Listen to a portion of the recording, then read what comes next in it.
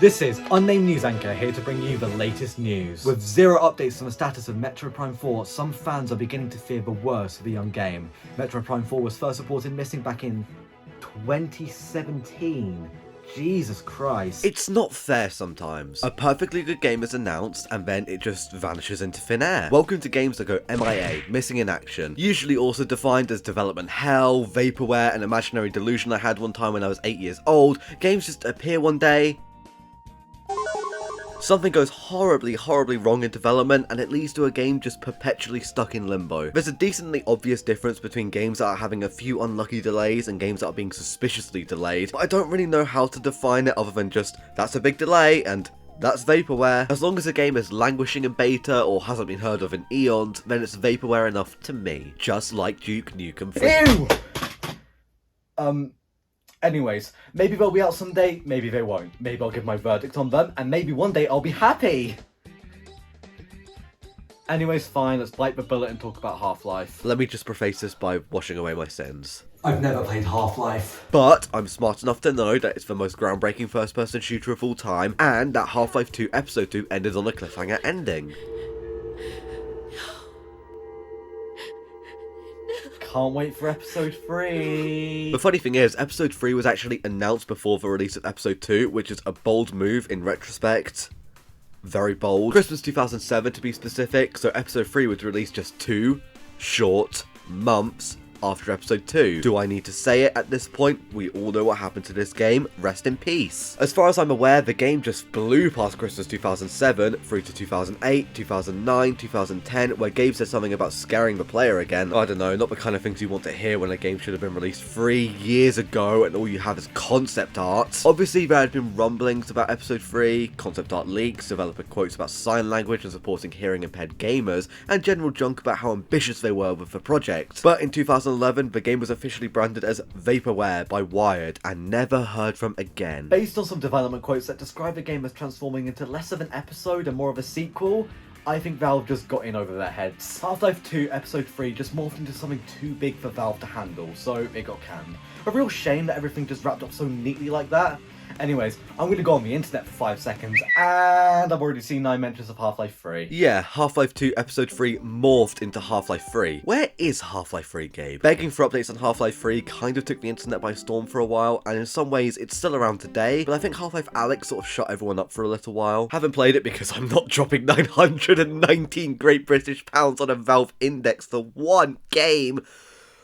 But I've heard it's a great VR experience, so... I don't think we'll ever get a playable conclusion to Half-Life 3, which sucks for very obvious reasons, but there is a glimmer of something. Because it's been over a decade and a half since this game was supposed to be out, a creator came forward and published a Half-Life fanfiction featuring legally distinct and gender-swapped versions of all the main characters in Half-Life, and called it Epistel 3. Well, I've obviously never read a fanfiction before, but I'm willing to give it a shot considering this is basically officially released media. Let's get started. Chapter 1. Gertie Fremont.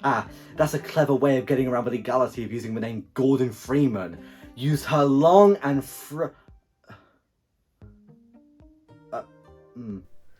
Oh. Yeah, We're gonna talk about Star Citizen next. See, this one is smudging the lines of Vaporware a little because Star Citizen is out, just in chunks. 4 different modules that are supposed to give backers, oh, that's Kickstarter speak for dumbass, an idea of what the finished product will be like. Stuff like Space Marine, a boots-on-the-ground combat simulator, the persistent universe that focuses on exploration and a little bit of everything, the hangar, disabled since 2021, oh. Pitch for 2014, delayed into oblivion. There's no time frame for when Star Citizen is supposed to be out at this stage because, let's face it, it's just not happening. I mean, some of this is just really pathetic when you start to actually break it down. A single-player component set for release in 2014, delayed to 2016, release put on hold indefinitely, then a suggestion that a beta could launch in 2020, delayed that by a quarter, delayed it by another quarter until October, when the devs eventually stated that they had a ways to go until beta. This isn't legal, surely. I mean, it's got to be a genuine debate, right? Star Citizen was promised to backers for a 2014 release, and we're nearly a decade removed from that now, and from an outside perspective anyways, things don't seem like they're really getting any better. People are trying to get refunds as early as 2015, so the developers, Cloud Imperium Games, responded in the most sane and rational way. I hereby declare that you may no longer process Star Citizen refunds until we abandon ship. Thanks. That went down just so well. Much like my thoughts, this game seems a mess from top to bottom. Who rug pulls a whole army of backers with a game that will most likely, because the developers are trying to add more features than they have sent, stay in development forever? Oh no. Half-Life, Star Citizen, and Yandere Simulator. Oh, my life, I need a drink. Yandere Simulator is a game, an anime game. I don't like interacting with it. I don't like talking about it. It's very weird, and it's made by someone even weirder. Should I just roll the clip? Honestly, I think I should just roll the clip. I, Ever X, humbly submit a toast. We're going to be talking strictly about the development failures of Yandere Simulator here. If you'd like to learn more about Yandere Dev himself and why that's a whole other f***ed up can of worms, do your own research. I'm not built for that. I am not built to talk about a man like that. The birth of Yandere Simulator began on probably the only website it possibly could have.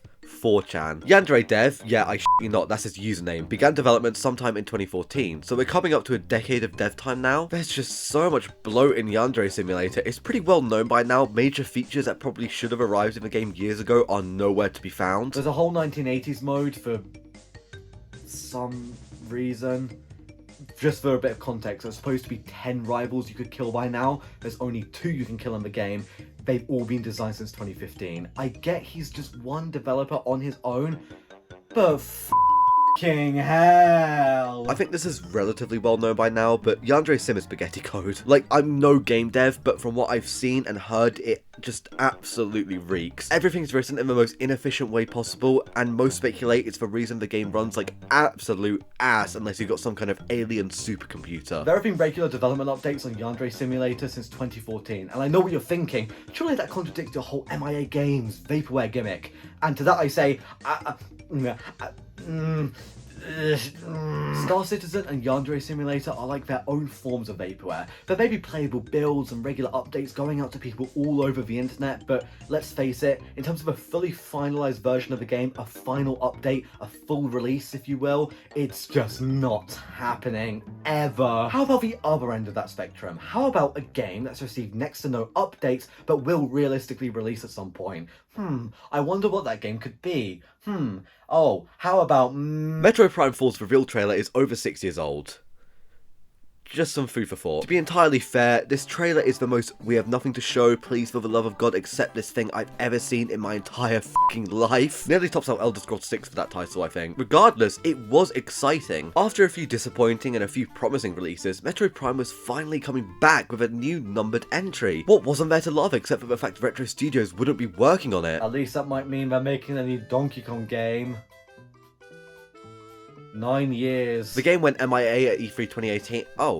Wait, I actually used MIA in a sentence. That's cool. Anyways, nothing shown at E3 2018. With Nintendo not willing to show anything until they believed it could wow people. They weren't wrong. This certainly wowed people. Shinya Takahashi announced the complete restart of development on Metroid Prime 4 in January of 2019, and Retro Studios was now taking charge. I'm so sorry, dude. Something was going horribly wrong in that development studio, and I cannot wait for a pre-alpha build to surface on the internet in 10 years' time. Of course, I'm genuinely sorry to the developers that had their game pulled out from under them. That sucks, but I'm also glad Nintendo bit the bullet on a decision like this to ensure a quality product. You know what they say, a delayed game is forever good, a rushed game is forever bad, and by they, I mean me. I'm the one who said that. No one has ever said that in the history of video gaming. I am the only one. God, if I had a time machine, I'd stop Miyamoto. I mean me from saying that. You know what they say, a delayed game... What are you doing here? No, dude, I know what you're doing. I'm just in the middle of something. I know what you're this doing. Is my walls. You can't say the my quote, walls, my dude. Come favourite on. pastime. It ruins Dude, Prime 4, it's dude. It's It a ruins stupid Prime 4. joke You about can't a say quote. The only, and I mean the only crumb of official Prime 4 news is the advertisement of a storyboard artist from Retro. And that might not even be about Metroid Prime 4.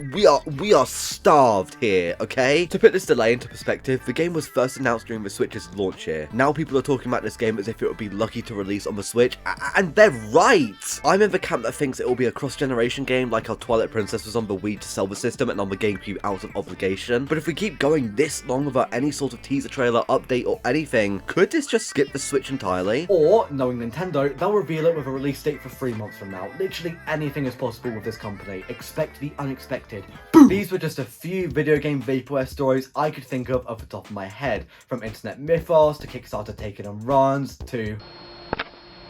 And, of course, Nintendo's biggest mystery. We had absolute bags of fun tonight, didn't we? But obviously, it would be rude to leave without giving my verdict on which one is coming out and which one isn't. So without further ado... Releasing on VR, never coming out, never getting a final update, coming out really slowly. About that, I can't... Yes, thank you. That was a quick interview. Do you have any thoughts on the status of Beyond Good and Evil 2? Oh, dead as a f***ing dodo, dude.